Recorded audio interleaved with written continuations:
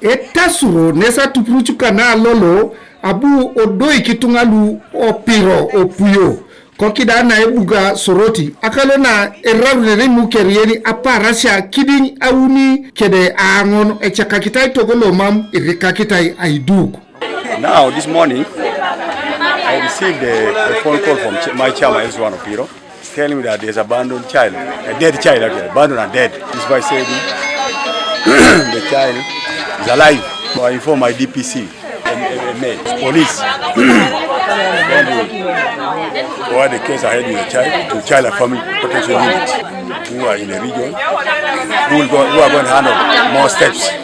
The mother comes, complain, no, she said those are the cases I see, but the abandoned one, this is a bus of its kind. My advice to the public, it is an offense, very serious, to abandon a baby.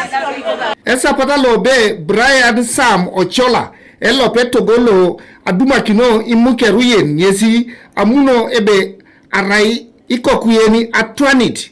Muna lom kede mala kona na koronga dilo kene chapako.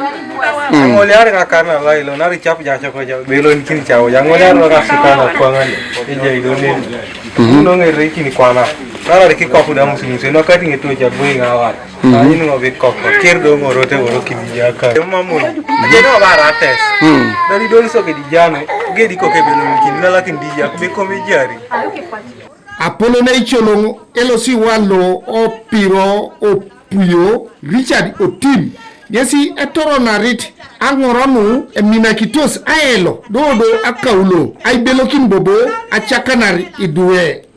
So era na ibone tiono no na sodi era de sirane pola to batubeta na umeteka ntoro geona na puga lolo nyosna sodi so akura ma kina ngoro mamonere pone de betor kesa kona yi aswamuno bona reja atio si joke do kileni kone kurotio eja ko kona puga ngara chini Moto ai toro na swami soi na itonga ure duwe do konya lo sta aka kine chema na sama mere bora ne jo rato mona ni jo bala mamu be fi dai dari mamu ejo ko jo alo sage wana kirono aelo abudo aberu achie Lydia akia na arai aidunyet itojoka ai kopar Imukeru yeni ai dar.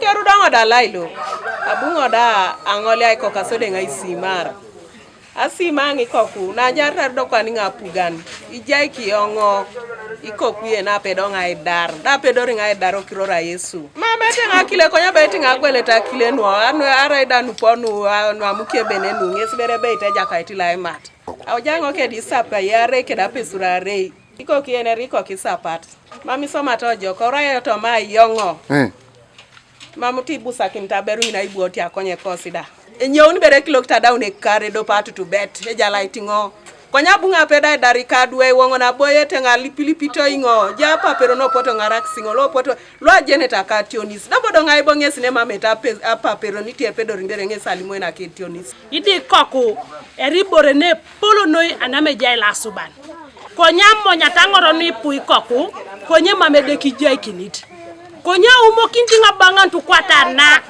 dari chamujo angai kine tungenene ngone kona akona muro bone bi chamujo ngesara une kilo kitoto maijara kon omisi kibe adio kilo to kere ne takani kini jebe ete nya chamu na igwok Kana TV East Tolbert Edait Oibuga Soroti yare toto makwa ene buna limono rejiro to motunga ene buna limono rajenantu ekadeke Rauna jenantu ne polo tomatu pruchuna sirere ngita jo weka deke papa sirere nko kwen weka baka jai kaina pakin jai ka polo na yalama o kirora Yesu